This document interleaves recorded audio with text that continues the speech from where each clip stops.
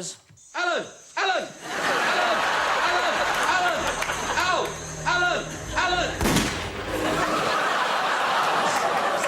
Anyway, moving on. Now, I got a list here, OK, of the Christian names of the first 200 parachutists to land in Normandy on D-Day.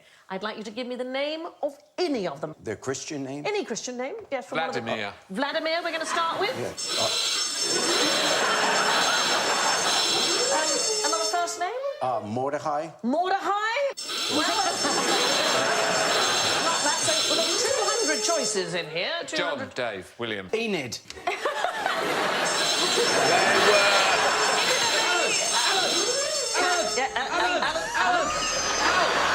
Are you suggesting that it's Alan? They were dummy people. They were dummy people. You are absolutely right. The very first Allied parachutists into Normandy consisted of 200 dummies, 6 men, some gramophones and a pigeon. That is a good night. It's the classic. Yeah, It's the absolute classic. The 200 dummies were a diversionary tactic. Sure. The 6 men were SAS troops. I like this. They played battle noises on gramophones to divert the Germans from the real airdrops which were going on elsewhere. And the pigeon was a carrier strapped to the very first man to land. So the first soldier to land was called Norman Poole. I think they thought Normandy. Norman. Let's have Norman.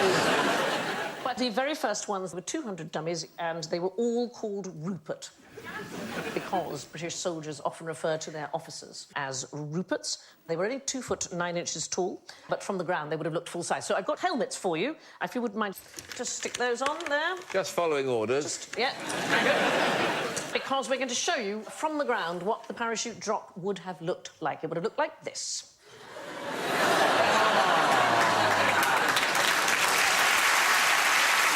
It's possible you didn't need the helmets, but then it is possible that you would need them. Sorry.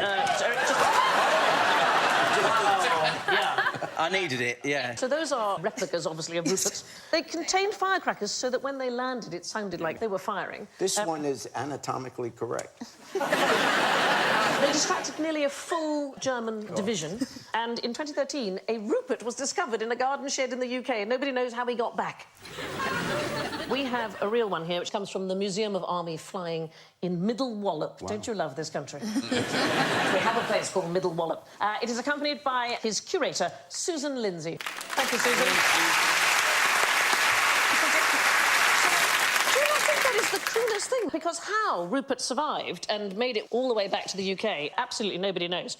My favourite story from that time is Lord Lovat. He was the commander of the 1st Commando Brigade. He took with him his personal bagpiper. This is very British to do this. He took with him Bill Millen, who was his personal bagpiper. In the hope that he'd get shot. Well, the extraordinary thing is, he walked slowly up and down Sword Beach in Highland dress, playing to encourage the Allied troops, and then he later piped the commandos through the French countryside, and the German snipers said, "We didn't shoot him because we thought he'd gone mad."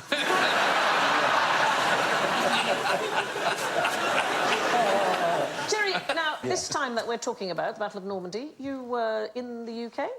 Yes, I'd been born 6 months earlier, yeah. And where were you born? I was actually born in Highgate, in a tube station. During an air raid? You were born? Not during an air raid, but you didn't know. Your mother just missed her train and... Yes, yes. Women in the 9th month would often spend nights in the subway, because those were the bomb shelters. Have you been back to the station? Yeah, and there's not even a plaque there. Well, you need to have been conceived to have a plaque. When you were mayor of Cincinnati, yes. 1977, is that right? 77, 78. Okay, oh, my God. What are you doing in that picture? Well, you know, when you're mayor, you also get a lot of ceremonial things to do, so there probably was some... Oh, I know, that's when I got circumcised. That's when everybody got circumcised. Is it true about Cincinnati that there is a full abandoned subway system that was never used, that's underneath the city? Is that true? They ran out of money, actually, and so it was never completed. But yes, there is... So are there stations and... Yeah. So, why did they not do it? It was before my time. If I were mayor, we would have finished that subway. Yeah, quite right indeed.